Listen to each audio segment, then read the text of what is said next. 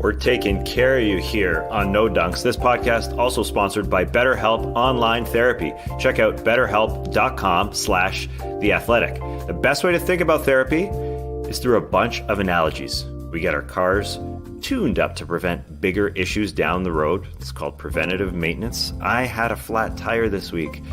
Check out your car, please. You don't want to be on the highway like this guy. Not fun. We get annual checkups and go to the gym to maintain physical wellness and prevent injury and disease. And that's why we take vitamins. Who the heck knows what's in those horse pills, but we take them. We do chores regularly to avoid a giant mess of a house and roaches. Going to therapy is like all of these. It's routine maintenance for your mental and emotional wellness to prevent bigger issues down the road. Going to therapy doesn't mean something's wrong with you. It means you're investing in yourself to keep your mind healthy. BetterHelp is customized online therapy that offers video, phone, and even live chat sessions with your therapist, whatever you want, so you don't have to see anyone on camera if you don't want to. It's much more affordable than in-person therapy, and you can start communicating with your therapist in under 48 hours. Why invest in everything else and not your mind? This podcast sponsored by BetterHelp, and No Dunks listeners get 10% off their first month at betterhelp.com/theathletic. That's BETTERHELP.com/theathletic. Ladies and gentlemen, salt and pepper!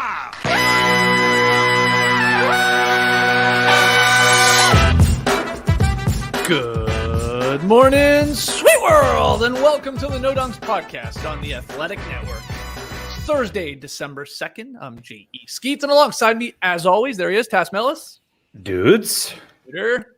Got our top hot boy, Trey Kirby. Hey, yo. Hey, yo. Yo, the international man of mystery, taking it to the max, Leigh Ellis. Friends. And last, certainly not least, making the magic happen, super producer, JD. Hello. There he is. And here we are. Shout out to the stream team for joining us live right now on YouTube. Subscribe to No Dunks on YouTube, like the vid, comment away, and share the show. Go get yourself some No Dunks merch for the holiday season. Go to nodunks.com. We got a classic factory shirt, many sort of team-inspired shirts like that Pacers No Dunks ones, because we're always talking about the Indiana Pacers on this show. So lots of good stuff. You got the hoodies and the shorts and the mugs. Go to nodunks.com for all of that. I want to give a big thanks to everybody for tagging us in their Spotify Wrapped lists yesterday, both on Twitter and Instagram. What a gift. That was making us feel pretty damn good, if we're being honest, at the top of a lot of your leaderboards when it comes to podcasts. So thank you for that. Tass, did you do yours yet? Is No Dunks at the top of yours? Yeah. It's up there. It's up there. I only got the email today to check my app. Yeah. So I haven't checked mine. Yesterday was such a nice day. I thought I'd bask in that. Everybody's sending it along. And then today, it's going to be me and John Legend, I guess. That's my number one artist, my number one fan, my number one this, my number one everything. I did get a kick out of Trey's most listened to artists, which was Grateful Dead by a mile. 400 hours more than your second place. I don't know, Spice Girls or something. Yeah, Spice Girls coming in a close number 2 at 2 hours compared to 43 hours for the Grateful Dead. But Skeets, 43 hours of the Grateful Dead, that's like 3 songs. So yeah, that's true. Not that big of a deal. Yeah, that's good. Yeah, wasn't your top song list had no Grateful Dead in it because it's just one song. Yeah, my top songs are basically all Halloween songs. I've said a lot of times on the show, we listen to Halloween music 10 months a year here. Right. I'm not lying. Like Thriller, number 1. Somebody's Watching Me, number 2. Monster Mash is very high up. It's basically only Christmas music, Halloween, or the Grateful Dead around here. I got kids. I don't want them hearing all these cuss words. You know? Just wait till you see Julie Gardner's Spotify Wrapped list.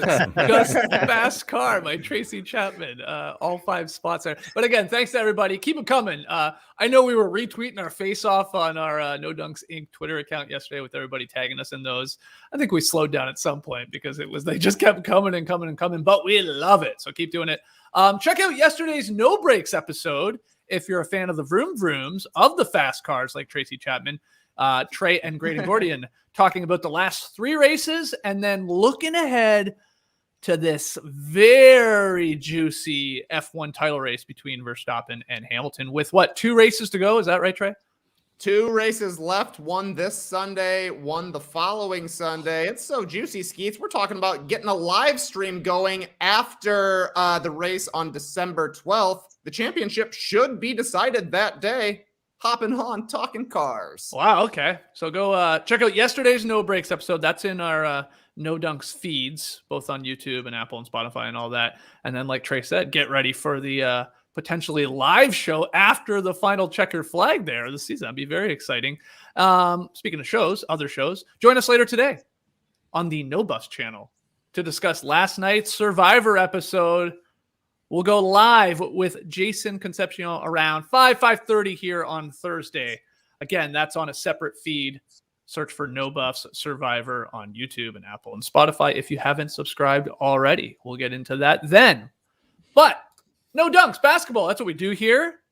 And we're going to get into all the games. We will talk about the Bulls and the Heat being penalized. How will they ever recover?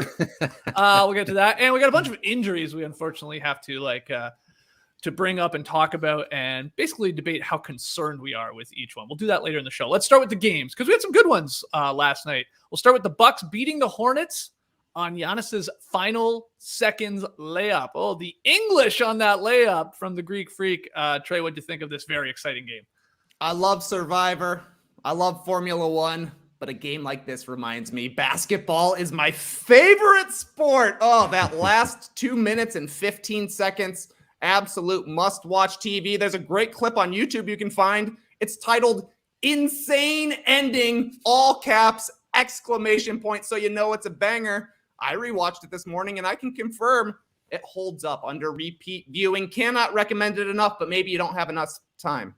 Just watch the last 8 seconds then. It's like a TikTok. You just kept going and going and going, and you just want to keep watching it. Maybe the most fun 8 seconds in the NBA yet this season. Down 3, the Hornets have the ball out of bounds. They run a pretty simple play to get LaMelo a look for 3 coming off a screen, catch, shoot, cash. Looking like Damian Lillard against the Rockets way back when. Eric Collins went wild. Great balls of fire, LaMelo. Of course, he hit us with a hum diddly dee. And then Del Curry mentioned he left some meat on the bone. And I was thinking, is it 1957? Is Jerry Lee Lewis on top of the charts with these folksy sayings? Incredible stuff. But guess what? LaMelo did leave 5.9 seconds of meat left on that bone. That is more than enough time for the Bucks to run a play. They basically run a jet sweep for Giannis Antetokounmpo. He starts at half court. Chris Middleton is inbounding. He gets the ball into Jrue Holiday, who turns and pitches to Giannis with a full head of steam, basically an empty lane, and he's just attacking PJ Washington. Catches the ball outside of the three-point line. One dribble, goes into his Euro step, gets to the left side of the hoop, finishes with the right hand. And like you mentioned, Skeets, incredible English on this shot. The ball is beneath the rim when he shoots it. Yeah. He almost shoots it off the pad, really. Kind of bounces up and in, bounces around the rim, drops in cleanly enough. Bucks up to 2 seconds left. No timeouts for the Hornets. They get into Miles Bridges. He takes a couple of dribbles, chucks one up from behind half court, and barely misses. Oh. That was so close to going down. Bucks win a barn burner, 40 points and a game winner for Giannis Antetokounmpo. Still underrated. What a game this was. So much fun to watch. Oh, my God. I'm almost happy Bridges didn't hit the half-court shot, Leigh. I don't think Eric Collins would be with us this morning. He was self-combusted if he had actually dropped that thing, which did, like, sort of rattle in and out from half-court. Yeah, Trey took us through the ending there. I don't know if you have anything to add. It was very, very exciting. You know, Middleton hit a big 3, to get us down into these sort of clutch situations. There was some tough, contact being happening, whether they were fouls and not, and let's have looks at them. But it was a thriller, this one. Yeah, and the Hornets probably wake up this morning and just think, how did we lose that? They were in control for most of this game. I thought they played a fantastic game. LaMelo had the career high. He had the 8 threes, played fantastic.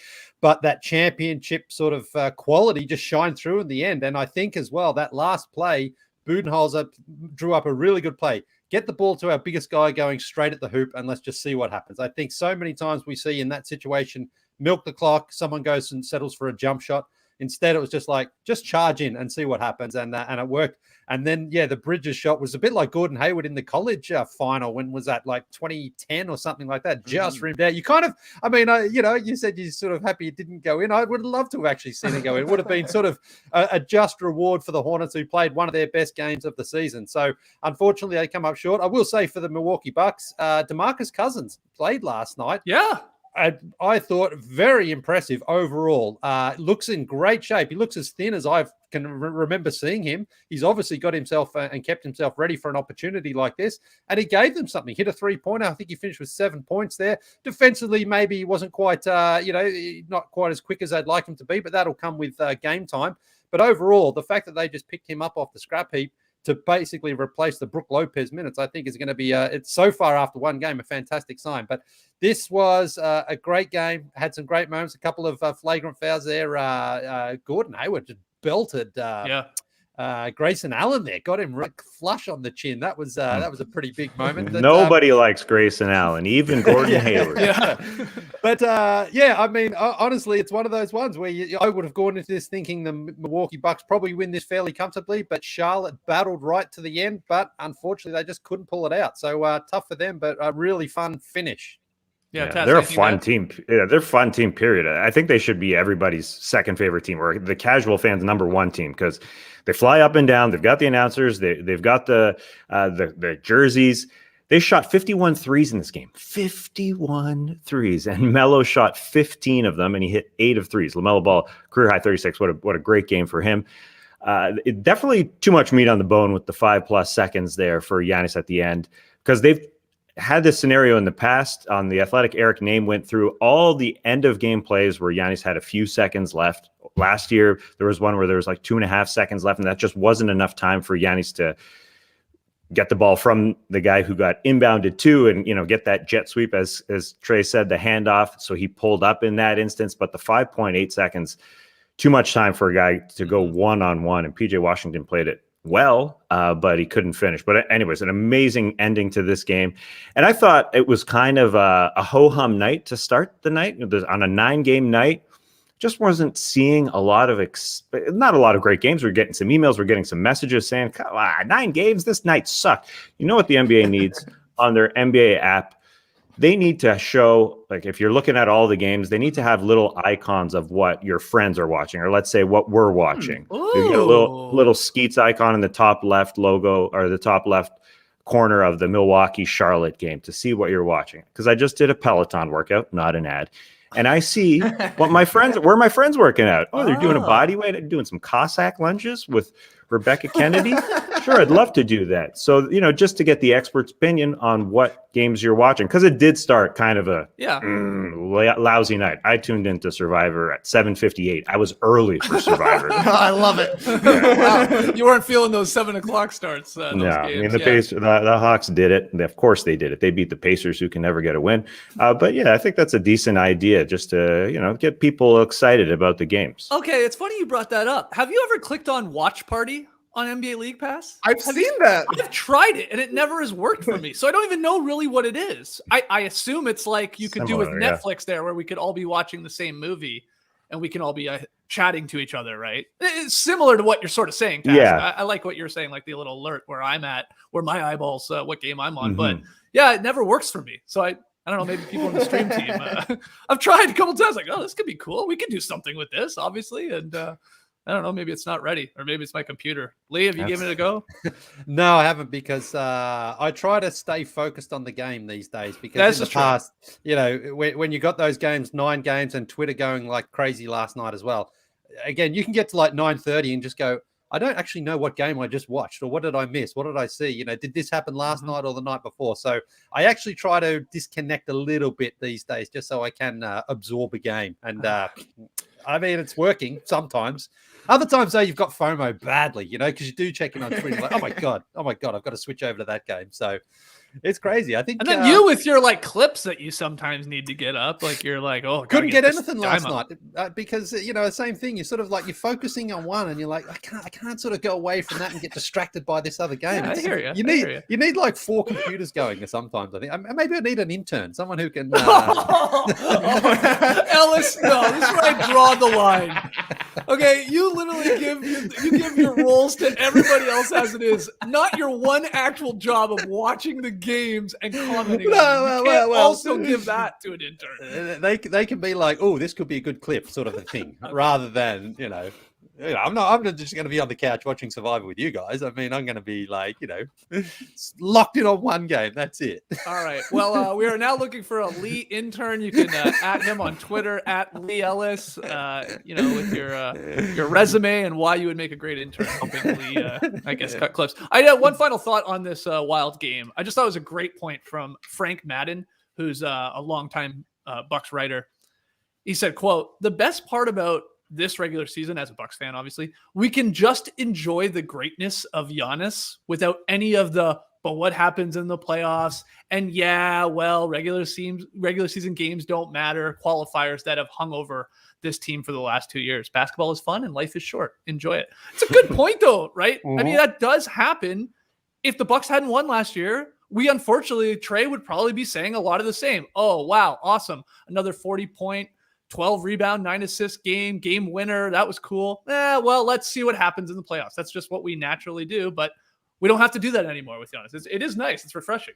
Yeah, but honestly, I still think that there can be a little bit more Giannis love. If LeBron goes for 40 points and hits a game winner like that, especially in a game against LaMelo, a huge superstar right now, it's a bigger deal. Yep. I think you saw more tweets about LaMelo hitting the three than you saw with Giannis actually finishing the layup there. So I don't know. Giannis is somehow still underrated despite having a title, 2 MVPs, and a Defensive Player of the Year. 40 points and a game winner. That was incredible. I love seeing him and LaMelo trading jerseys afterwards. I was really hoping that Giannis would put on LaMelo's jersey because you think he could even get it over his shoulders? I don't know. LaMelo's pretty skinny compared to Giannis. Yeah, when they both had their singlets on underneath, you could really notice the difference there. And LaMelo just looked like a little kid next to Giannis. But it would have been hilarious if Giannis was sort of walking around like that with his jersey on. It'd be good. If LaMelo put Giannis's on, goes down to his knees or something like Kuzma. He would have been Kuzma. In the, Yeah, you're right. This is not bad here. Just bringing it back to Leigh looking for an intern. Lauren says maybe a pick and payoff is I have to be your intern for a day. That's pretty funny. Pretty good one. I would hate it, so it would be a punishment. That's a pretty good idea, Lauren. Maybe there's something there. Okay, let's keep it going with the games. We'll go to one that was really high scoring there in the Hornets-Bucks to one that was not tasked, but Jayson Tatum led the Celtics past the 76ers 88-87. Wow. And I checked, they played all 4 quarters in this game. But what do you think? Yeah, no team got to 25 points in any quarter. It was not fun. You go from that skilled finish from Giannis with that finger roll to this ugly thing that you would not see any of our little avatars in the corners. It was ugly. Nobody should be watching this game. The thing is a little scary for the Sixers. If we remember, wasn't that long ago, they started 8-2 and they were atop the Eastern Conference. They've gone 3-9 since. If the playoffs ended today or started today, they wouldn't be in it whatsoever, not even in the play-in tournament. And Joel Embiid's a little scary after he missed those 9 games, COVID protocols. He's had a couple bad ones in a row, and he's shooting 40.7% on the season. Joel Embiid, he's getting doubled, and he's just not comfortable. That jumper where he was hitting from mid-range last year over and over and over again, he had spectacular percentages from there. He can't hit, and the scary part is that Tyrese Maxey has slowed down, so they don't really have good guard play. Matisse Thybulle can't hit a thing. He's shooting like 25% on catch and shoot threes. So it was horrendous. Now, the Celtics have a good defense, and they've been really good this year, and Al Horford has always been pretty good against Joel Embiid. But Embiid was 38-9 against the Celtics last year. Even Horford and Mr. Freedom and Robert Williams should not be able to stop Embiid. But this is the scary thing for the Sixers. Now they're at 500, and I think they're a lot closer, I should say, to a 500 team than they are to a number 1 team in the Eastern Conference. So even though the Celtics are a really good defensive team, they should not be they should not just be able to stop Joel Embiid this way. And so I think the scary part for Embiid is that, he missed those games, and now I just don't know when he's going to get that mojo back. And it came down to a last possession as well, where they tried to get Embiid the ball, but the Celtics blew it up, and Robert Williams blocked a shot from the corner.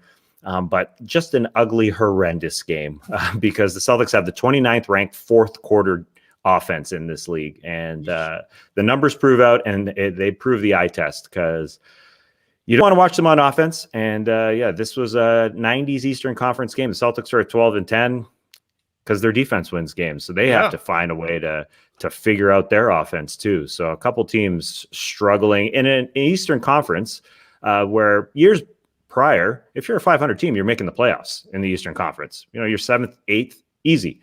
A lot of the times the 8th place team didn't even have a 500 record, but now there's too many teams like the Hornets we're talking about that are up there. So the Sixers, again, sitting at 500 or 11th in the Eastern Conference. Yeah, Leigh, did you catch at least the end of this, that final play like Tass was talking about, where they are going to try and go to Embiid, but they sort of, their switch happens. They don't go that way. Horford really pressures Tobias Harris into, I think, panicking a little bit, but he penetrated, found Niang in the corner, and Robert Williams, Time Lord. I mean, he is a long, tall guy, got the fingertips. I think Niang probably hits that three. I mean, it was like going to be in rhythm, corner three, guy can shoot. Who knows? I mean, he doesn't even get to the rim, so we don't know, but he blocks it. It was a good defensive play, and the Celtics are up to 5th defensively in the league. That's how they're winning these ugly games, as Tass called it. Yeah, this one was a grind, and that shot goes in. It's like, well, the Sixers outlast the Celtics last night in a defensive struggle, but it wasn't the case. The fact is, though, that Al Horford, what a relationship he has with Philadelphia. Before he joined Philadelphia, he kind of had a reputation for slowing down Embiid. He goes to Philadelphia. It doesn't really work. He goes to OKC, doesn't play at all. Then he goes back to Boston. He's 35. And he basically did sort of save that game, I think, last night. Tobias Harris just couldn't get around him. Al Horford's always been an underrated defender. He's just a smart guy. He knows how to play, and he just made life difficult. Tobias Harris had a bad game. Again, this is the thing with Tobias Harris. He's been okay this season. He's averaging around 20 a game. But on a night like that last night, they need him really to step up. They're not getting it out of Joel Embiid. They need somebody to step up. Seth Curry was probably their best player, and Harris just didn't have it there. So, this is the problem here with the Sixers is they need someone to be able to really fill in those gaps when Embiid has a bad night, like he did last night. I think 3 for 17 he finished, and it wasn't their then second highest paid player, Harris, coming through in the clutch. So if it's not that guy, then you're going down the roster. You're hoping for Maxey, you're hoping for Seth Curry to carry you more than they should have to, and so it's a bad loss. But yeah, the Sixers have cooled off. The Celtics seem to have improved a bit too. Jayson Tatum had a very strong game, I thought, last night. And, between a couple of old rivals, this was just one of those games from the 90s. But this was probably one of those ones that we don't want to talk about with the 90s, because I didn't think it was a great game. I didn't think it had a lot of flow to it. It was a bit of an uglier one and just had that low score. So it's like referred to as a 90s game. But not all of them were beautiful back in those days. Even I could admit that. Yeah, that's true. Yeah, Trey, anything to add to the Celtics 1-point victory here? Do you consider this a revenge game for Al Horford? Of sorts, but he chose to go to Philadelphia. Yeah, I don't. Yeah. He doesn't seem like a very vengeful guy. yeah, I agree, but he was great. I thought the pickup on Harris on that last play was a clutch, and that was brain defense right there, knowing that I got to pull off a switch. They don't have a ton of time, so I'm just sticking here, and like you're saying, Skeets, pressure the ball, make it tough to get it to Embiid. That gave Williams the chance to chase Niang down to the corner and get a hand up on that. So Great stuff from Horford. He's actually been really good this season. You know, he didn't do much for the Thunder last year. They set him down, say, rest up. You got to play for a good team next year. He's working out okay. His defense has been part of the reason they've been able to string a few wins together here. So his improvement, I think, has been helping the Celtics, though. Not a revenge game if you choose to sign there. That doesn't count the same. I saw Jay King at The Athletic. Get yourself in a subscription. Go to theathletic.com/nodunks. In writing about the Celtics, like he pointed out, Tass, like they could be a lot worse than 12-10 when you go through all that's happened to the Celtics this year. Like Tatum has not played well. Like way too many brutal shooting nights. Jaylen Brown has missed 9 games. Robert Williams, Time Lord, he missed 7 games. They've got nothing from young guys like they thought, maybe Peyton Pritchard, Aaron Nesmith. You already brought up the fourth quarter offense. It's nearly the worst in the league. They've given up tons of big leads, just hideous collapses, as he wrote. And they're bottom 10 in the league in 3-point percentage, assists, overall offense. Like they just can't score. And they're 12-10. Like, I mean, you say all of that, and it could somehow be worse. This is not a great year. I don't think Celtics fans are happy with a 12-10 record, but maybe there's some hope still that they can climb the standings, I think, is what I'm saying here with that. If that offense can unlock itself a little bit to go with what is a now, again, looking like an elite defense. Yeah, totally. It's kind of up to Dennis Schroeder and Marcus Smart to make it work along with Tatum and Brown. And are those guys going to gel? Al Horford might be sort of the key cog in that offense to keep that ball moving. That's what new coach Ime Udoka keeps saying. Everybody's got to touch it. Everybody's got to touch it, and it just hasn't happened offensively. But luckily, Horford has really made the thing go defensively, and they're winning games because they're top 5 defensively, which you wouldn't expect. We're going to find out how good they are in a hurry here because their December schedule is nothing but opponents over 500. And that includes a 5-game Western Conference road trip with like the Jazz and the Blazers and the LA teams and the Suns in there. So we'll see if the Celtics defense can hold up or if the offense can catch up a little bit. Another game from last night. Oh, let's talk Pacers. Trae Young makes key free throws to lead the Hawks past the Indiana Pacers. 114-111. Leigh, what do you got? Thank God I've got another referee controversy to talk about in this one because the Hawks had the ball. Trae Young had the ball with under 30 seconds to go. The Hawks leading by a point. Trae Young sort of getting ready to go for one of his bombs. He loses possession. Malcolm Brogdon picks it up, throws it to Chris Duarte, who's running in. Looks like he's got an open lane, and then he kind of leaves it short on the rim. Now, in real time, watching it, you just think he just left it short. But when you look at it in the replay, Kevin Huerter clearly grabs, his jersey and sort of prevents him from scoring. And Tony Brothers is right there, doesn't call anything.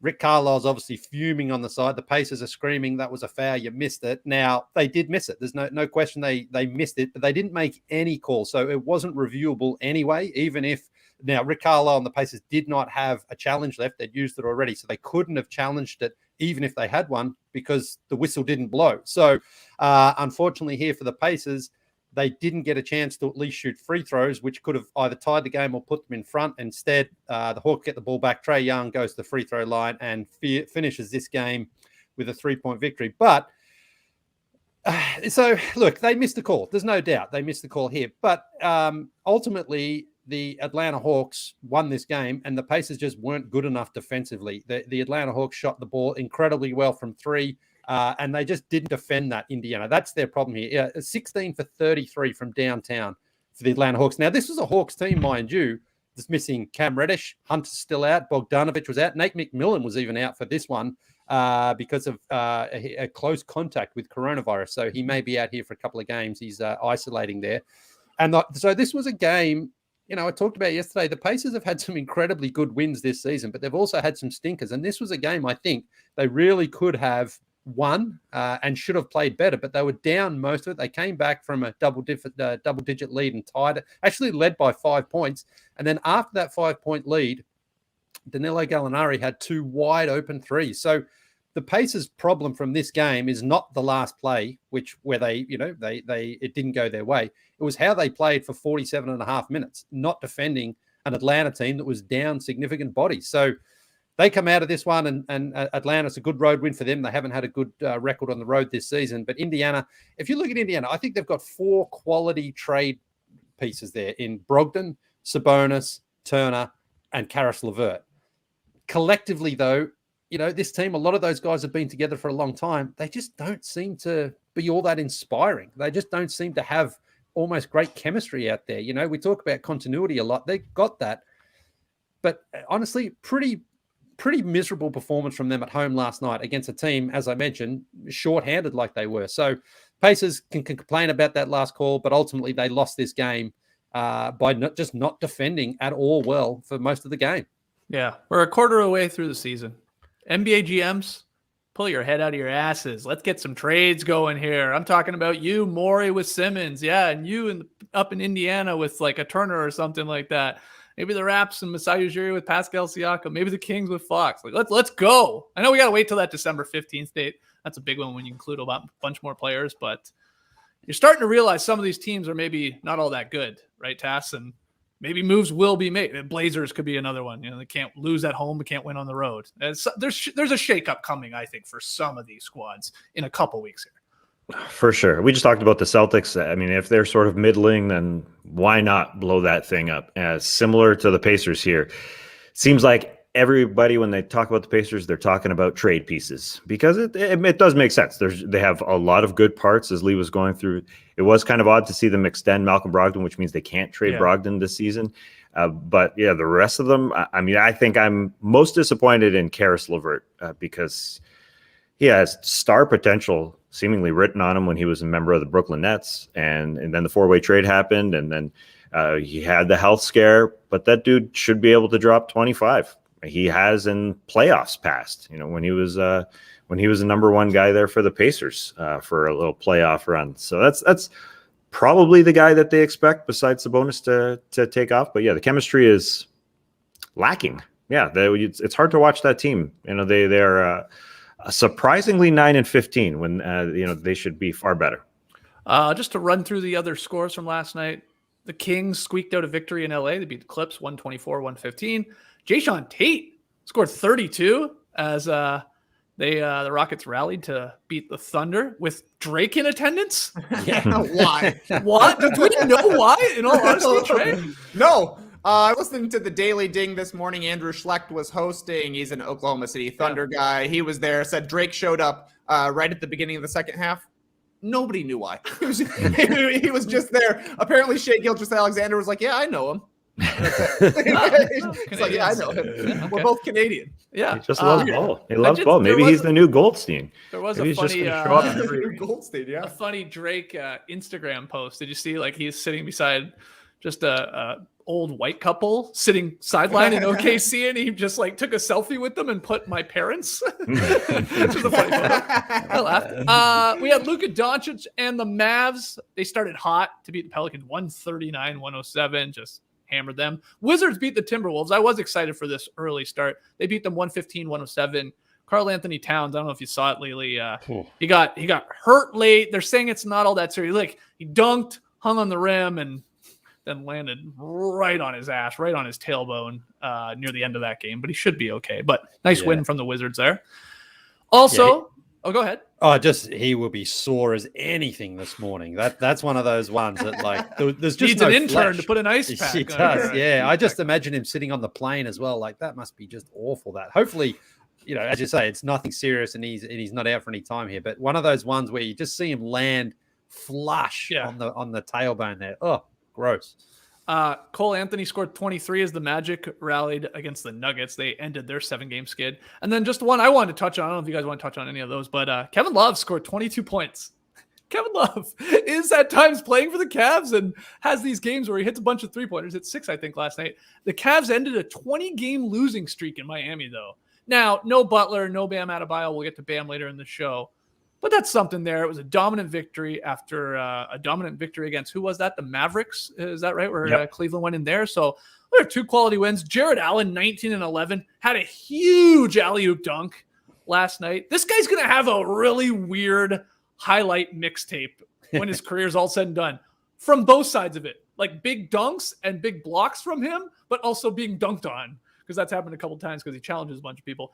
Evan Mobley, 17-11 as well. So good stuff there. And I saw this morning in the AP report, this is the first season since 2000, 2001 that Cleveland hasn't been below 500 after just 22 games without LeBron on the roster. So there, that's the little catch there. That's good stuff though. I mean, look, Tass, like I know you love the Cavs. I was skeptical they could keep up the hot start. Then Mobley goes out. Yeah, they looked like they were going to be maybe more of the old Cleveland Cavaliers, but they're really not. They look like a 500 squad over the course of a season, at least to me. And these are 2 really nice victories. Helped, of course, with a couple guys not playing for Miami last night. It wouldn't have been surprising to see them fold after a good start like last year when they had a good start as well. But then they folded after all those injuries. This year, again, Colin Sexton was their leading scorer, gone for the season.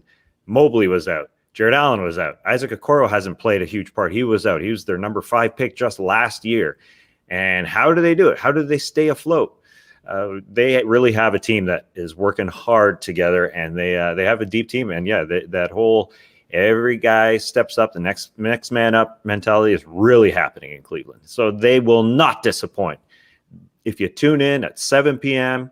on a Wednesday night, they will not disappoint. 82 games. They had a tough stretch where they played the Nets, they played the Warriors, they played the Suns, and so they went on a losing streak, but they're still in all those games. They don't disappoint. I have been really, really impressed. Just a note from the Heat side of things, too.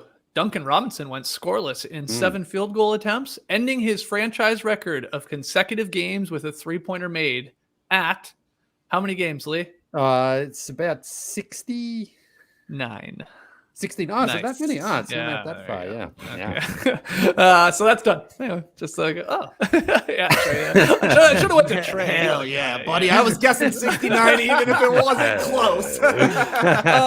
You see what percentage the Mavs shot last night? Oh yeah, 69. It wasn't 69, but it was. Let's round it up. 69. 68.7. That's insane. Yeah. Only. See how many?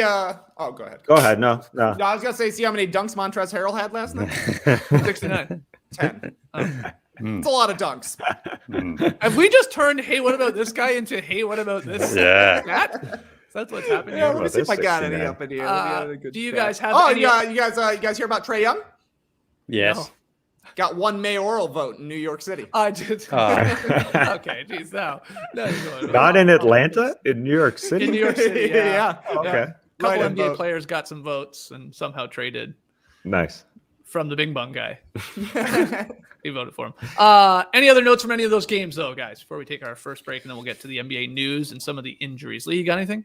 Just Cole Anthony had another post-gamer last night. Not his best work, I think, but he was still there. He's always great. He's just got such positive energy. I mean, you listen to Cole Anthony after a game, and you're just like, you just want to run through a wall for that guy. You know, he's so happy, so happy to be back. They got a good win against a good team. He played another great fourth quarter, and that post-game press conference or on-court interview, I should say, is always something to look forward to.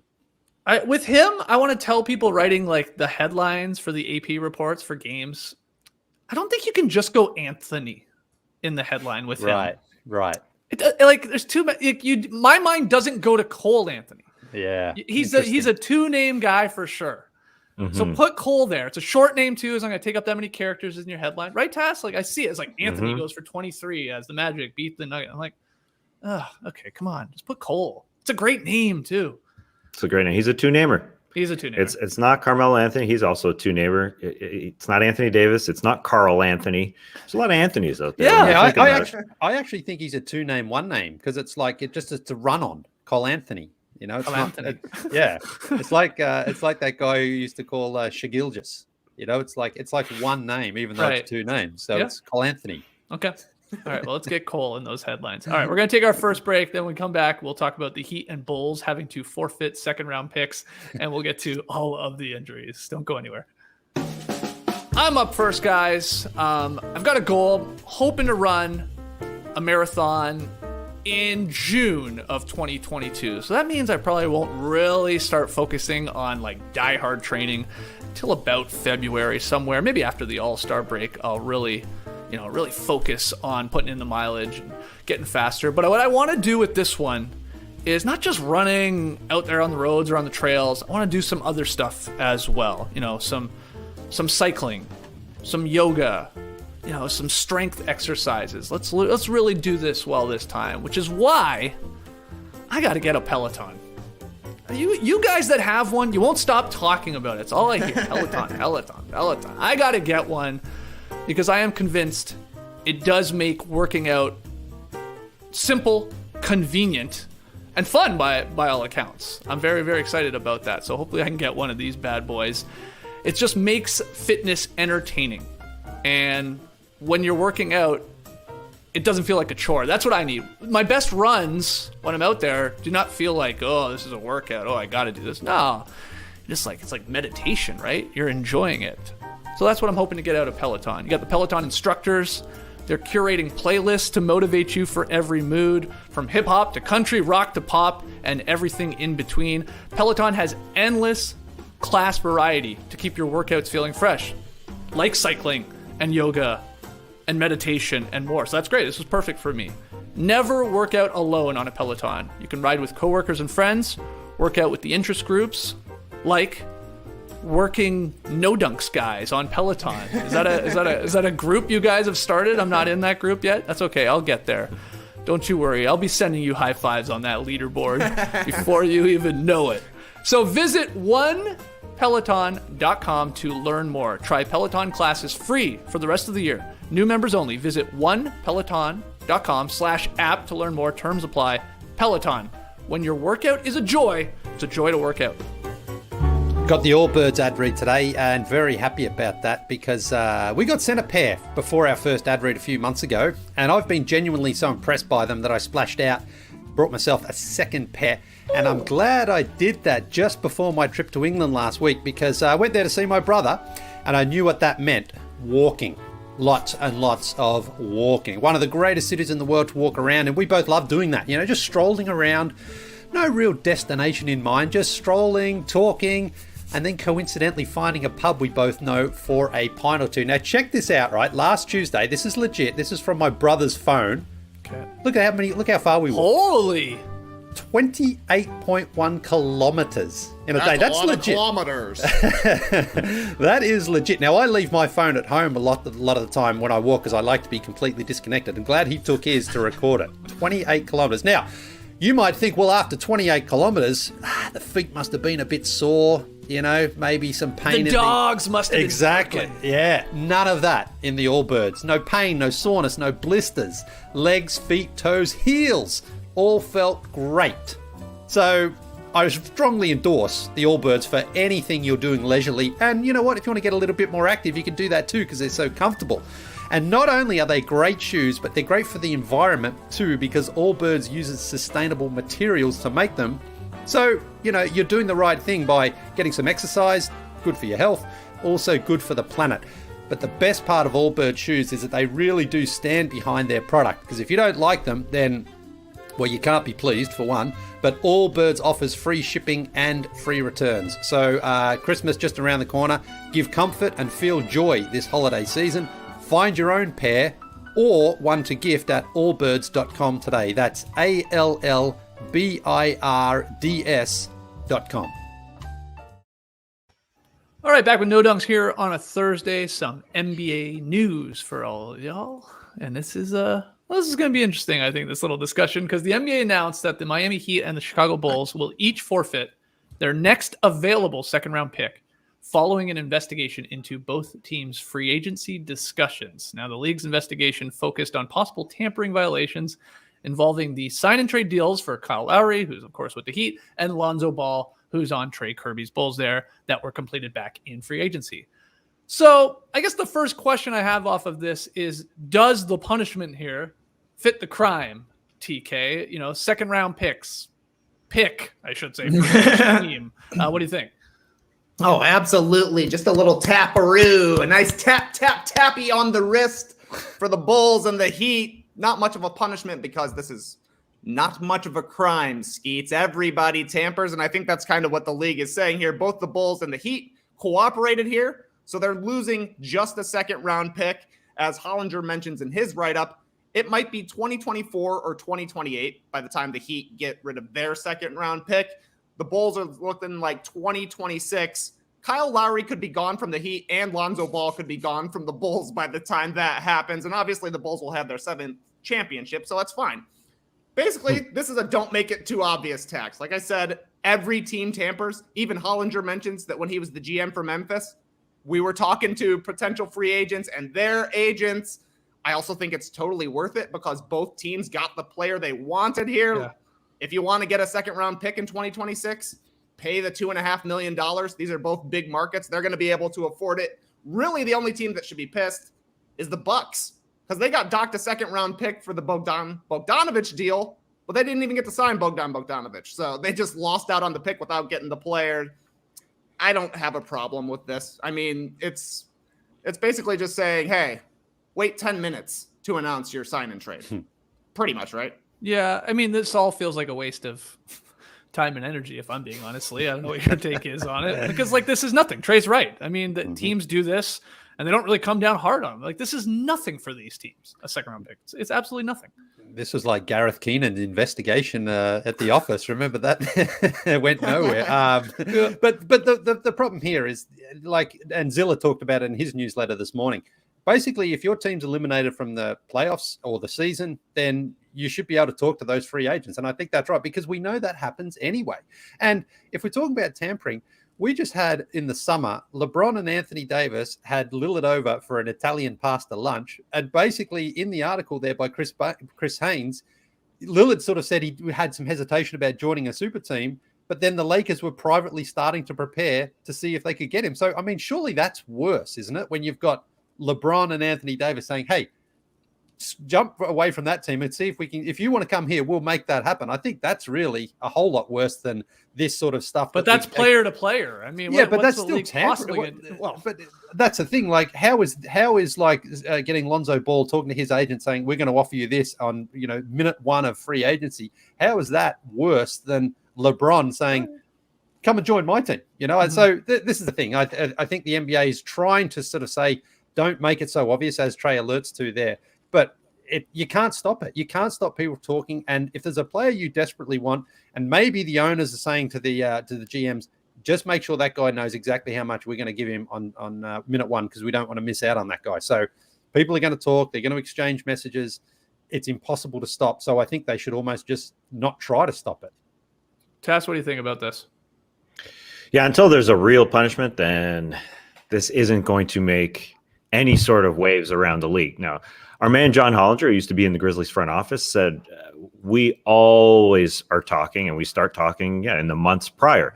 So I'm not sure what the what this punishment even means, really, because we always do it. But he also called it a warning shot.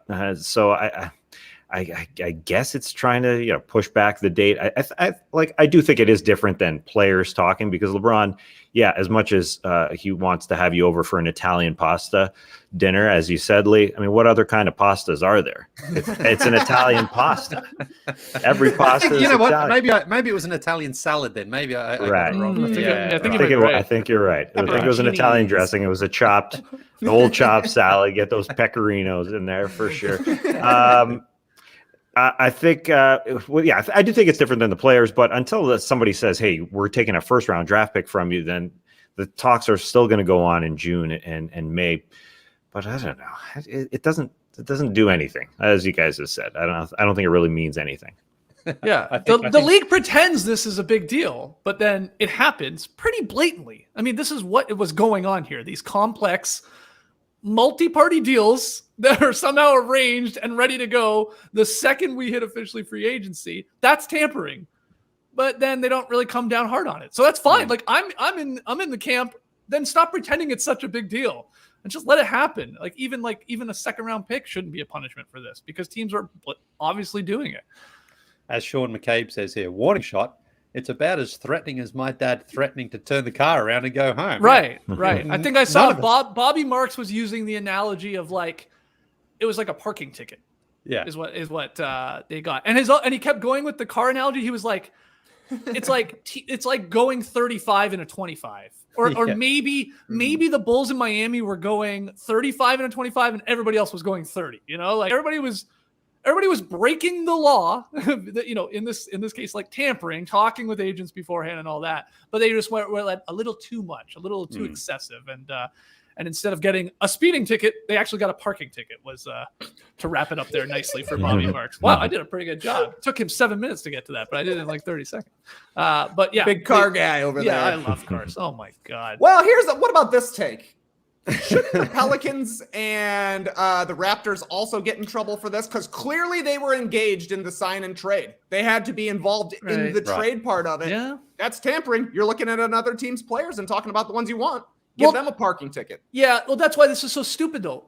Lowry, on the Raptors at the trade deadline, was linked to the Miami Heat. Like they're talking about potential trades at the trade deadline during the season when you legally can. Same with Lonzo Ball, if I remember correctly. Yep. He was linked to the Bulls, being there on the Pelicans. So it's like they're having those conversations, And they have to test. Like they're talking to the agents of like, well, if we make this happen, is the possibility is Lowry going to sign long-term? What type of deal are we looking at? Same with Lonzo. So it's like, that's why these are really silly to me. It's like they were happening during the season and then, yeah, they've talked. Yeah.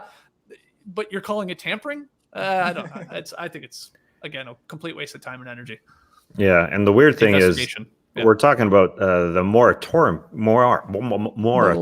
period, right? Because that's the point from it used to be July 1st to July 7th where you could talk and then the deals get announced on July 8th. But the deals are already announced on July 1st. They're just not official. So obviously the talks have been going on before July 1st. Every time, every year. I've seen people say with the punishment too, like, okay, second round picks are off the board. And that's what happens here, by the way. Like those picks are just like, they're just gone. So it's like, there will be 59 picks in those years. And people say, whoa, isn't that punishing like the players that are trying to make the league? You could say on one hand, yes, because there's one less spot, but then people counter that with actually it's beneficial maybe for those fringe guys. Cause then instead of being selected by a team, they get to, in theory, sort of pick their team, tryouts and stuff like that. So they're not then locked in to just the one organization. They can maybe. We're going deep. I know. People are tuning out, I'm sure here. I'm watching the numbers just plumbing here on the live stream. But that's for the true sickos. Let's hear what you guys think, though. There would be no Isaiah Thomas in that scenario. That's no right. Number 60 No pick. number, Mr. Irrelevant, right? Number 60. Okay, let's get to something even more depressing and possibly more boring. Injuries.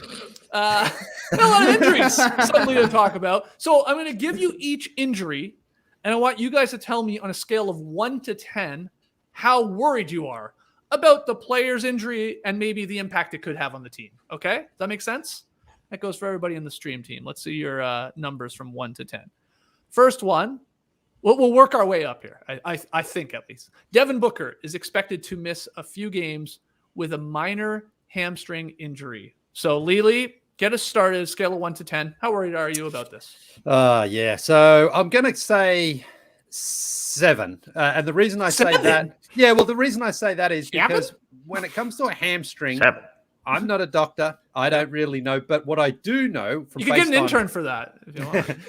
what I'm basing that assumption on is unless he is fully recovered, though, he cannot come back because the hamstring is one of those ones that if you're at 99% strength and 1%, sore, or that's your injury, it's a risk to play because you can further injure yourself and be out for a long time. It's one of those things that you hear about sometimes with guys that just keeps coming back throughout the season unless it's a completely healed. So a few games, minor hamstring. For me, a hamstring injury is a hamstring injury rather than necessarily the severity of it. So he could be out here for 3 weeks, and that's fine if you're the Suns, because you don't want to rush him back next week, especially you're playing great. I mean, the win streak's nice, but way more important to be 100% healthy come playoff time because the Suns have got so much bigger goals in their mind than just making the playoffs this season. So, maybe he's out for a week, maybe he's out for 5 weeks.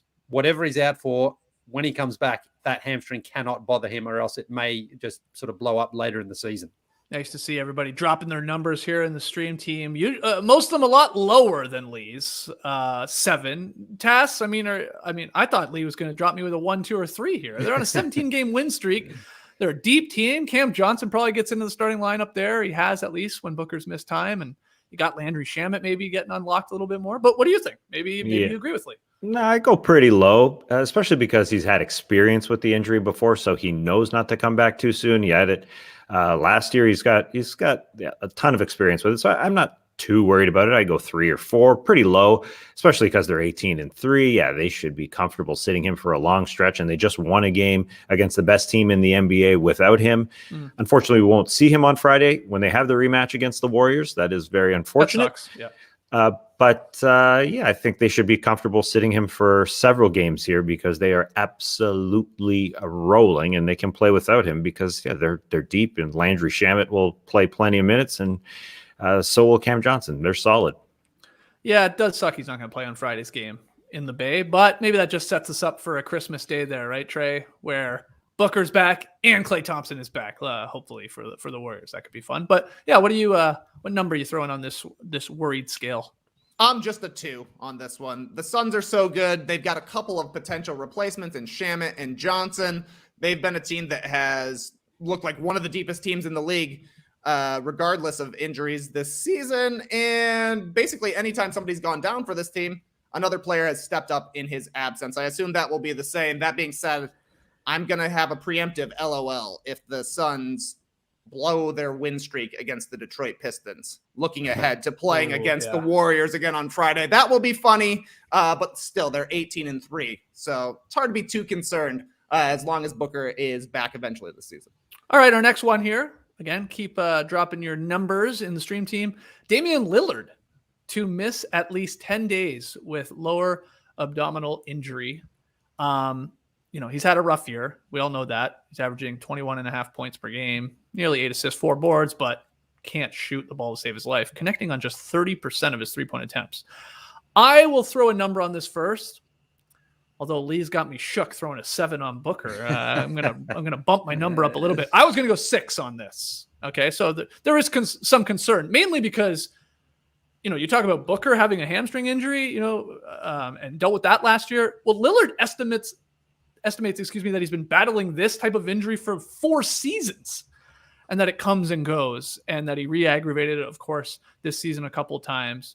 But he hasn't played all that well. CJ is forced to be more of a facilitator, which can be okay. Anthony Simons, that gets to start at point guard, and in the games Lillard has missed, has played all right. So there's, of course, concern because the Blazers have disappointed. They can't lose at home and they can't win on the road, which is very, very weird. But yeah, this isn't great news, but I don't think it changes a ton, especially it being only maybe 10 days here, Tass. So I'm going 6. Where would you fall around the same number, lower or higher than I am? I go pretty low because Lillard has learned to live with this as well. As you said, for several seasons, when I talked to the Blazers beat writer last week, he said the same thing. He said exactly that Lillard has been dealing with this for several years, and he misses a game here and he can come back. And their 7 of their next 8 are at home. So that's solid. That's very solid for them, considering they're 10-1 at home and 1-10 on the road. So it shouldn't 10 days. It's a couple games at home. I think they'll be fine. Trey, what do you think? I'm more like a 7, just because I think it's kind of curious that Lillard has had this for 4 seasons. He misses games here and there, but right now he's deciding to rest. That's just a little strange to me that, the Blazers are really struggling this year. A large part of it is because Lillard has been playing so poorly. He's shooting under 40% from the field. So if this is what he needs to get healthy and to get back on track this year to improve the Blazers' chances, seeding-wise, that would be great. But I don't know, it just seems very strange to me that this is a lingering injury that he's had, but this is probably going to be the most time he misses with it. Mm-hmm. That's just after all of the drama for the Blazers in the offseason, their slow start this year. I don't know. Something about it seems off, I will say. So we'll see how long this thing lingers. Leigh, it also sucks that the Blazers announced on Wednesday Nasir Little is going to miss at least a week with a sprained left ankle, I believe it is too. So, and he's been sort of giving them some energy there as a younger guy on that roster. But when it comes to Lillard and the Blazers moving forward, what's your concern? If you were a 7 on Booker, how high are you on this one? 6.5 on Lillard here, because it does sound like he is re-aggravating it, because it was pretty much not known if he had this for the last 3 or 4 seasons and was able to play through it. But as you get a little bit older, and he's got a lot of miles in his legs there, and he's been one of the most resilient players as well. So maybe this is just a little bit of a sign that some of those years are taking a little bit of a toll on him. And again, an injury like this, I don't think it's a coincidence that he's shooting so badly. If his abdominal is bothering him, he's unable to get that same sort of balance and elevation. So I think 10 days to me sounds almost too short. I think he probably needs to take a little bit more time to make sure it's completely healed before he comes back. Otherwise, as we've seen already for the second time this season, he may just re-aggravate it. So it's a weird one, because LeBron had something similar, and he was out for about 3 weeks, I believe, earlier in the season. So, 2 guys. Maybe it's that Italian salad they're having. Wow, maybe that's it. The link. Yeah. Well, we know LeBron doesn't answer his door, so he doesn't use his abs to open any doors there. But maybe he's having someone feed him. I don't know. Okay. I'll say it's a good thing that happening alongside. I know we weren't going to talk about the Nuggets injuries / COVID absences because they're not technically injuries, but a couple of guys are now missing, in addition to not only Michael Porter Jr., Jamal Murray, and PJ Dozier, who are out with injuries, but Bones Highland and Austin Rivers are now going on the COVID-19 protocol. So check out the guards that they have left, for the next 10 days or so. It's Monte Morris, Facundo Campazzo, and a two-way player, Marcus Howard. That's literally the only guards they're going to have for like 10 days. Jokic is going to play point guard, shooting guard, small forward. They may sign somebody with a player exemption, but they are desperate for guards. So it's kind of a good thing for the Blazers at the bottom of the Western Conference playoff picture, for it to be, lining up with the Blazers who are down there. I'm sorry, the Nuggets who are down there. There's teams falling off. So they should still be in the playoff picture when Dame gets back. Some concern, though, if you're a Blazers fan, I would say that Neil O'Shea will use this as an excuse to run the same roster out next season. Well, Lillard wasn't 100% healthy. Let's just run it back again. You think he'll be there next season? I mean, who knows? O'Shea and Lillard? We'll see. But I'm not convinced that which one? More Neil O'Shea. Either. Yeah. Either. I'm telling you, this is a weird season for Lillard. This guy has been the most loyal guy in the league. All over the summer, it was, could he potentially request a trade? I remember the article from Chris Haynes where he was saying he didn't like the reception from Blazers fans when it was potentially that he could be leaving. They had the big smoothing over piece that came once again from Chris Haynes about this Italian salad dinner that they had. And now he's missing the most time for an injury that he's had for 4 seasons. I don't know. Something is strange there. Obviously, things are weird in Portland. Nurkic wanted to leave last year, but he came back. I don't think that's a happy team, and I wouldn't be surprised if this is the prelude to something bigger for the Blazers. I think Trey's about to send out a tweet with just all these fishes and saying something's fishy going on. No, Trey will just be holding a fish. Yeah. That's right. Yeah. I was looking up pictures of Vince Carter at the end of his Toronto Raptors run last night, is what I'm saying. Whoa, what a comparison. Yikes. Blazers fans don't want to hear that. You're going to be getting Aaron Williams back in a trade or something. Zoe will be coming back, but he won't play. Oh, goodness. Something big seems like it's going to happen very soon, whether it's Dame or at least with the investigation going on. When I talked to Jason Quick last week, he was throwing out every name, whether it's Yusuf Nurkic, they don't necessarily believe in him. The CJ McCollum, Lillard backcourt's got to be broken up. Yep. It's surprising that nothing has happened to this point. So Trey makes a good point that, it's snowballing. That's for sure, the Lillard situation. But he was dealing with the injury in the Olympics as well. So it's, maybe it's the 10 days is just finally he's taken some time off. That would be the positive outlook. But there's going to be some changes somewhere because, as Jason Quick said, things are crumbling. Front office, on the floor. But Phillips is holding it together so far. Well, at least at home. Again, they're 10-1 at home and 1-10 on the road. That is, you don't see that very often. No. I mean, I'd love for somebody to, like a Schumann, to crunch the numbers on that. Didn't the Miami Heat do a weird thing like that one season where they were like 31-10 on the at home and 10-31 on the road? Yeah, that does sound right. And Philly was the same way that same season. The same year, yeah. Weird stuff. All right, final one here, Tass. You can throw the first number on it. Bam Adebayo, expected to miss roughly 6 weeks.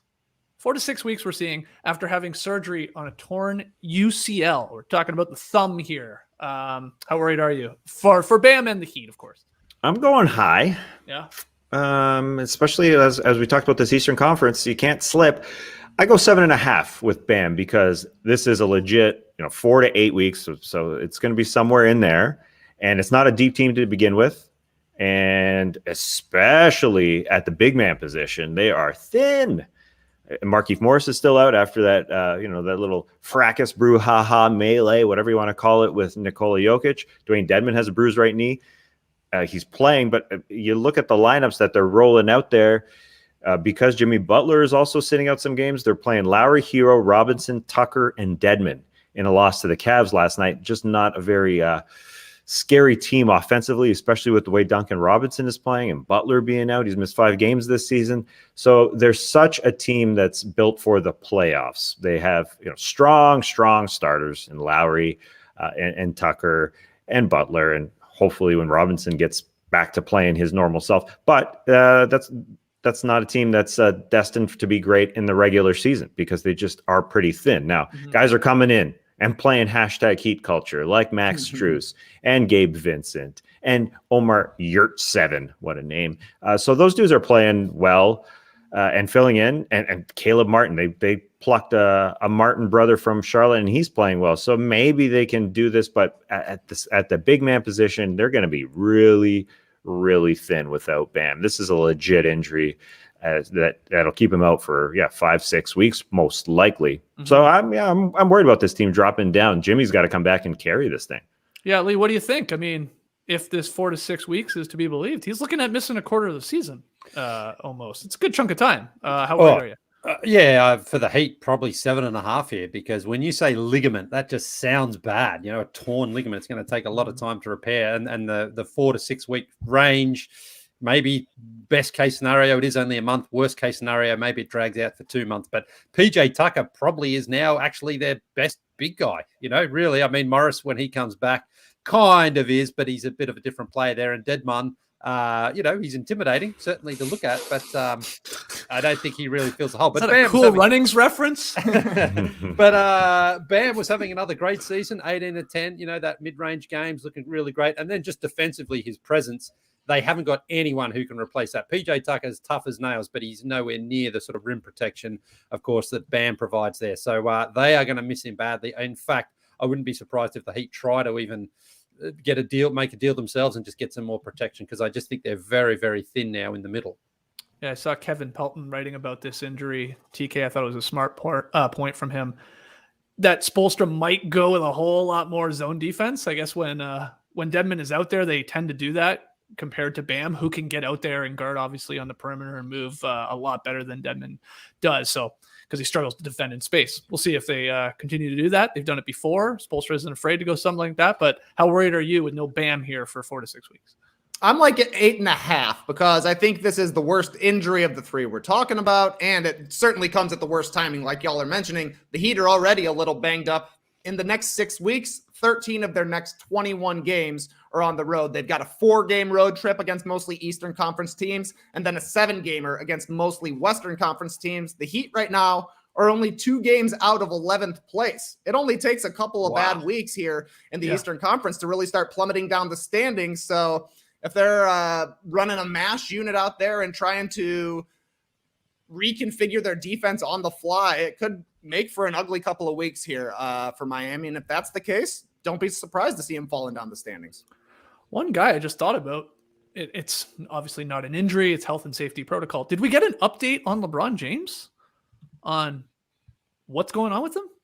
Is he going to be returning soon, or is he going to be, again, out for 10 days, sort of minimum there? No update. Yeah. I saw, I think he had 3 separate tests, and 2 of them returned a positive and 1 a negative. Mm-hmm. And under the league's protocols, that means he has to isolate for 10 days, I believe. Okay. So I haven't seen any update on that. But other than his tweet yesterday, which was right, and we never got a follow up to that too, did we? No. Wow, fascinating stuff. Okay. We are going to take our final break here for today's No Dunks. When we come back, we got Tweet of the Night and Pick'em results, and of course, making our picks for tonight. So a lot still to come. Don't go anywhere. A wise man who works on this show once said, audio is everything. And since JD uttered that phrase, I've taken great care in my home audio setup.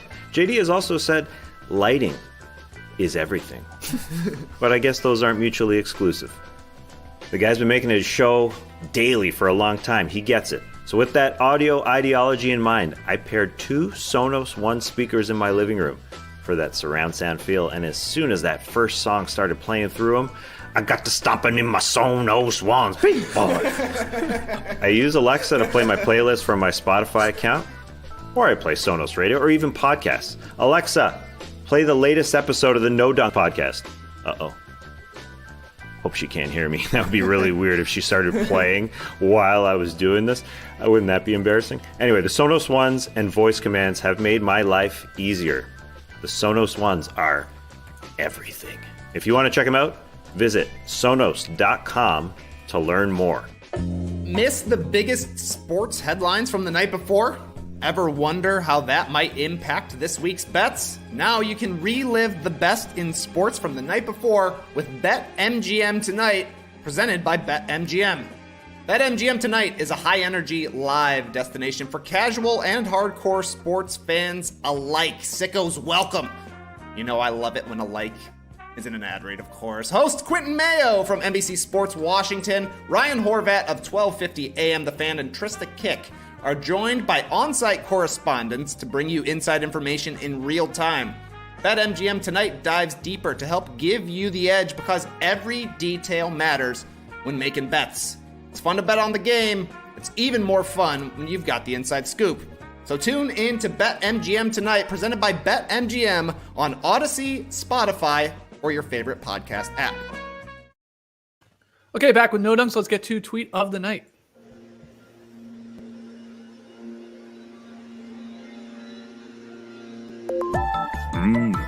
Tweet of the night. Wow. Twitter. Yeah, a lot of great tweets of the night last night. Actually had a tough time picking one. I saw that Nick Van Exel and Dominique Wilkins were smoking cigars together for Nick Van Exel's 50th birthday. That was a pretty cool photo. Didn't really have much else to add right there. Yeah, what doesn't that say Nicky Van Exel on the back? Yeah, it says Nicky Van Exel on the back of the card. This was like a weird series where they put their like real entire name. Is that Nicky?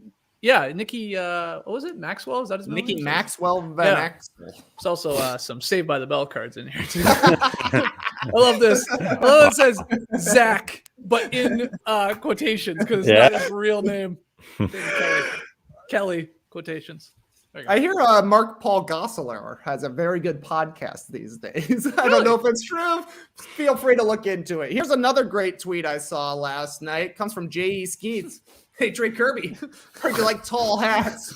Oh, au contraire, mon frère. I love tall hats. Look at this guy in his tall toque.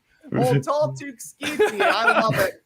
I always thought that Matt Austin was going to be the only one of my friends who I had an entire like years worth of pictures of them wearing silly hats, but we're starting to pile them up here. My man used to never wear a hat, but now he only wears funny ones. So that was another one that I was considering. Oh man, that was a heavy hat, wasn't it? Oh yeah. Tall hats. This is the year. This is indeed the year for tall hats. But you mentioned it earlier, Skeetsy. A lot of these Spotify Wrapped playlists. I don't know what you would call it. Recaps, documentations, recaps. Perfect. Yeah, exactly. Those were dominating Twitter last night. Shout out to everybody giving us that no dunk love. I love it. I love it when you tag us, but I especially love it when you don't tag us and I see us show up high on somebody else's podcast that you tagged. That's the great stuff. I saw we were number one on one of Amir Blumenfeld's shares. So that was pretty cool. Yeah, shout out to him. Very cool. So keep those coming. And also, Apple Podcast users, get those reviews in. We got 5-Star Friday coming up tomorrow. None of those, however, are tweets of the night. Tweet of the night comes from Tori McDaddy on Twitter, who says he wants to see Basketball Reference Wrapped. Tells you how many times you've looked at a random draft class or Rajon Rondo's game logs or whatever. Tori says that his top genres would be shoot first point guards, lumbering 80s big men. He's from New York. Drew Barry, pseudo floor spacers, and of course, good God, Mo Bamba sucks. So my question to y'all, wow, if they ran a Basketball Reference Wrapped at the end of the year, the end of the season, what do you think would be your most viewed Basketball Reference page, genre, whatever? Well, you know what mine is. I mean, I'm bringing MVP tracker. Exactly. I'm going to it right now. MVP tracker. It's down on the right-hand side. What's happening? Oh, let's click on this. Oh, okay. We got Steph Curry still in the lead, guys, but it's dropped a little bit. Giannis now in second. Yeah, that would be my answer. Yeah. I had the hots for the all-time points list for a long time because I was thinking that Andrew Wiggins could get to 20K. I was looking at guys who got to 20,000 but didn't make all-star games, LaMarcus, or didn't make the Hall, like Joe Johnson, Antoine Jameson. And I'm looking to see if LeBron's reaching the top. When's he going to get to the top? So that was my bookmark for a while. Yeah, All-time mine's good. mine's kind of similar, like with Steph Curry closing in on the 3-pointers record there of Ray Allen. Like, who's next? Could someone else get him? Where is like Reggie Miller? You know, he might be 25th in like 5 years' time. You know, like how many guys are going to overtake him? So things like that, and also I think block shots for some reason. I'm always looking at the block shots. Is anyone going to catch a Keem Olajuwon? But yeah, Chris Paul. So that's the thing. It sort of starts that rabbit hole. You know, you look at 3-pointers, then you just click on the other categories. You're like, oh, who's going to finish? You know, like this guy could finish top 10, top 3, top 2, whatever it is. So yeah, it's great. Shout out to Basketball Reference. Oh, I was going to say, well, we had a question yesterday.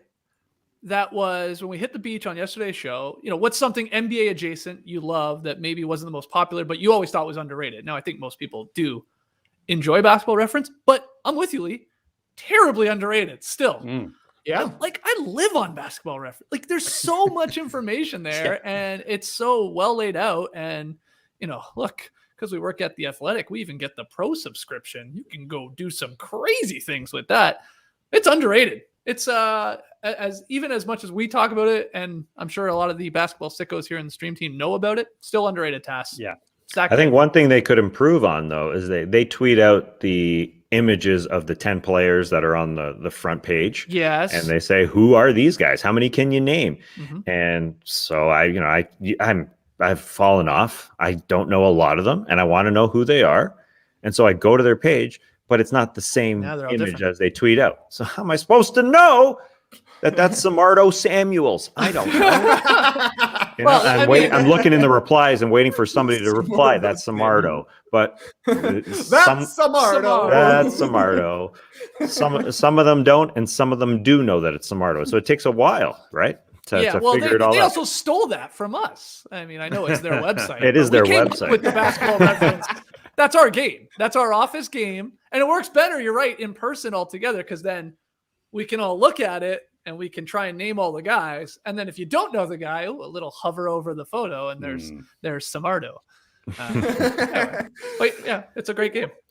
Would it be insane to play a round of it real quick? Right now? Fire it up. Yeah, all right. I got it all. Yeah, why not? Sharing screens? Who are these guys? Okay. We're going to play a little Basketball Reference. Who the hell is this guy? So we just look at the photos. What is it, 10 or 12 or something like that? Photos 12, and we're going to go from the top left here. An easy one. Paul Millsap. Paul. All right, who's next? Anthony Edwards. Edwards. All right, first hard one. Ooh, is that a Piston? That's a Pistons. That's it's not Sekou. No. No. I don't know this. Come on. People are saying Kent Thomas. Kyrie Thomas. Kyrie Thomas is next. This is Kenny Thomas. Okay. John Wall. Omri Caspi. Gribbs Baskets. Biscuits. All right, bottom left, we got a Raptor. Ken Bush. No, that's no. What's his name? Last season. Yeah. It's not Gillespie, is it? No. Jalen Harris. All right, next to Jalen Harris, in between Isaiah Thomas. Who is this? It's a New York Knicks. That's a Knicks. That's Nick. He looks like like a mid 2000s Nick. I'm thinking. It's not. You get one guess, Leigh. Do you know Trey? No idea. Oh, no idea. Okay. No idea. It's not Charlie Ward, is it? No, I don't think so. No.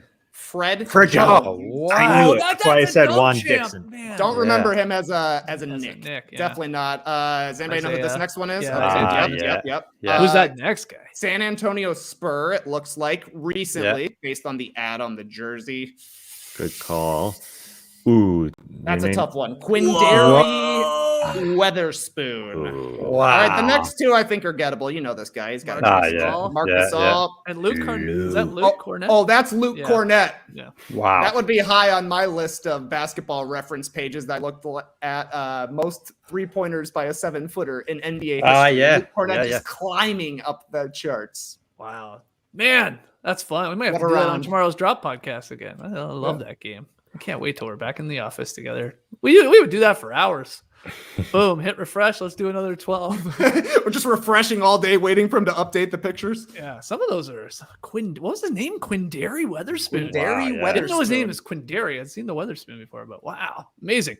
All right, guys, let's start wrapping up this show. First, we got Pick'em results brought to you by Bet MGM last night. We went with the Hawks-Pacers game.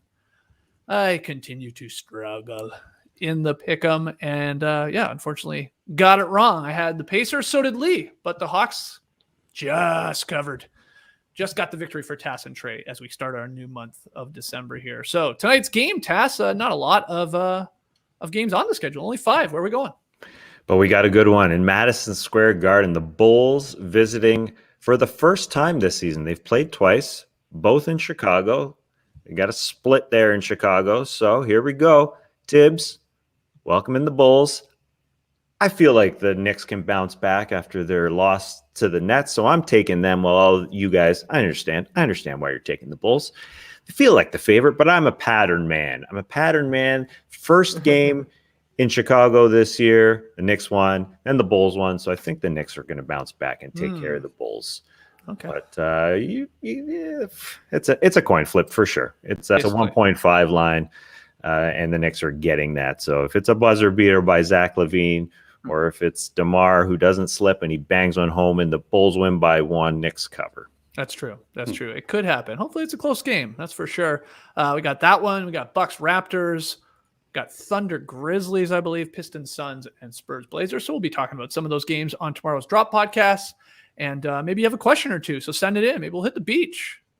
Maybe we'll play more Basketball Reference. Who is that guy? It's not the greatest audio content in the world, is it? It's a lot of fun on the stream team, maybe. But anyway, we'll figure it out. Drop tomorrow at 10 a.m. Eastern. You can join us live on YouTube, and we'll turn that into a podcast as soon as humanly possible. New No Buffs coming later today, where we recap last night's Survivor episode. Jason Concepcion going to join Trey, JD, and myself about 5:30 p.m. Eastern over on the No Buffs YouTube page. And again, that's turned into a podcast in its own separate feed. So make sure you subscribe if you're a Survivor fan.